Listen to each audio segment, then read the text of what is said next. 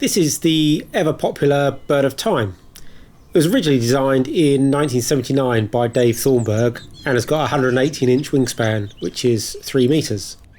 Nowadays the glider is available as an almost ready to fly model with a fiberglass fuselage, but I built mine from plans.